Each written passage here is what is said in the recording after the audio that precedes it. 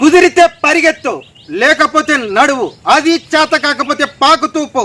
అంతేగాని ఒకే చోట అలా కదలకుండా ఉండిపోకు. ఉద్యోగం రాలేదని, వ్యాపారం దెబ్బతినిందని, స్నేహితుడు ఒకడు మోసం చేశాడని, ప్రేమించిన వాళ్ళు వదిలి వెళ్ళిపోయారని అలా ఉండిపోతే ఎలా?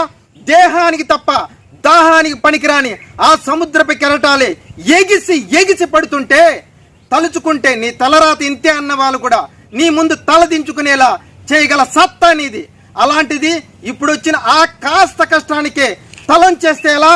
ఈ ప్రకృతిలో చలనం ఉన్నది, ఏది ఆగిపోకూడదు. పారే నది, వీచే గాలి, ఊగే చెట్టు, ఉదయించే సూర్యుడు.